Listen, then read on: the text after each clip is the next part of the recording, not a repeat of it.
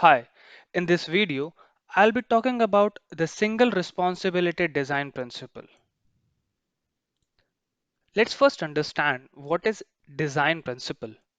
Design principles are generalized piece of advice or proven good coding practices that can be used as thumb rules during the software development.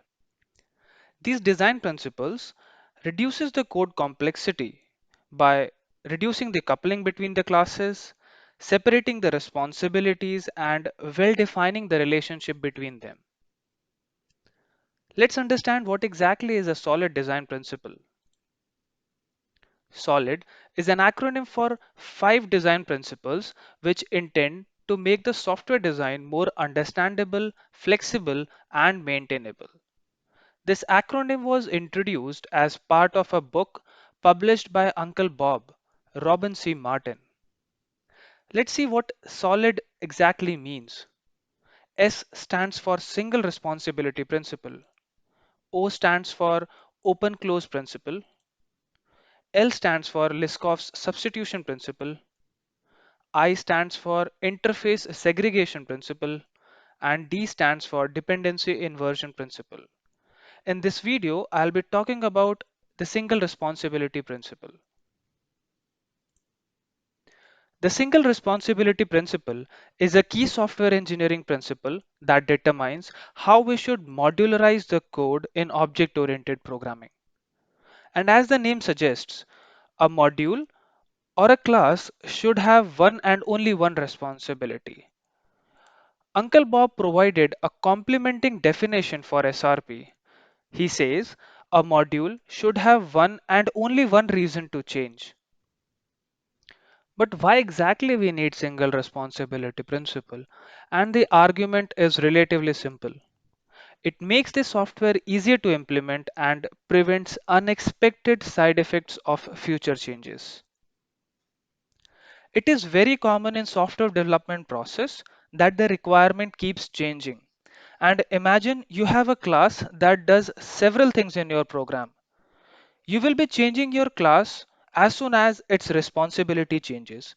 And the code change in that particular class would be more often as per the changes in the responsibility. Single responsibility principle looks easy at first, but it is probably the most difficult solid principles to follow in practice. Following SRP is difficult because of reason to change, because it becomes certain only in future when the requirement actually changes. So at the design time, what we can do is just estimate which requirements are likely to change and which are going to be stable.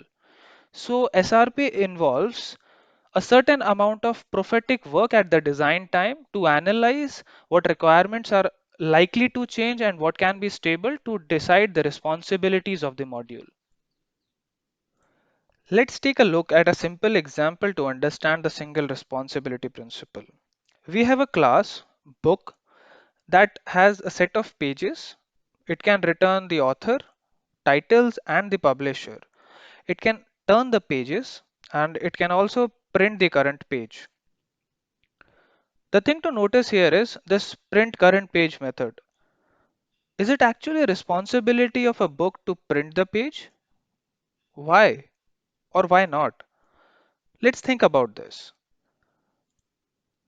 And what if there is a change in the requirement?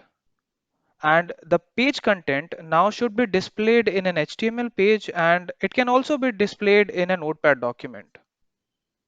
This new requirement is going to impact the book class, and this is because the book class holds an additional responsibility of printing the content of the pages. But this new requirement has nothing to do with the book's behavior.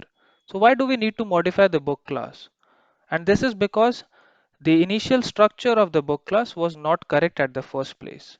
So now let's try to refactor the book class to separate the responsibilities of printing the content of the pages in a different set of classes. So now instead of printing the content of the pages, the book class is just going to return the content of the pages, and it is a responsibility of a separate set of classes to print the content of the pages.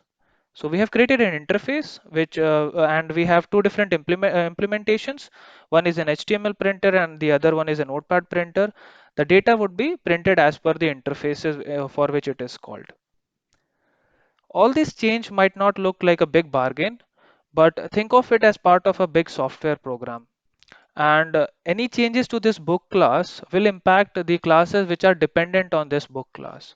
So those dependent classes needs to be changed, modified, retested, and there is an extra effort that comes along with the change in this particular class. So we can say that it's better to avoid such problems and create classes with one single responsibility. The other term we should be aware of is cohesion. The single responsibility principles deal specifically with cohesion. And cohesion means the relationship between the methods and the data of a particular class. How important and how direct the relationship is between the method and the data of a particular class defines the clear purpose of the class. So higher the cohesion and the robustness, it reduces the chances of errors. So higher cohesion actually helps to identify the single responsibility of the classes. And if there are methods which do not have important relationships or direct relationships, so we can deduce that these are not the responsibility of that particular class and we can refine it to other classes.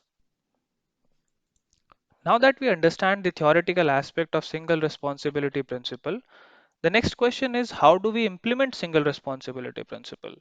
And you can do so by asking a very simple question that what is the responsibility of your class?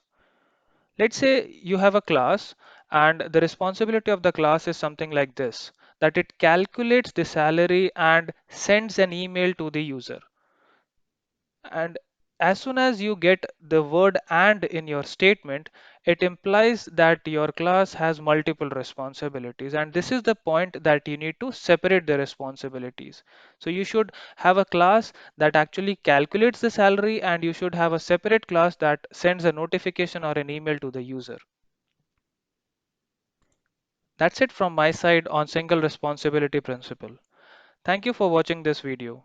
If you like this video, please do subscribe to my channel and hit the bell icon to get the notification of videos that I release every week.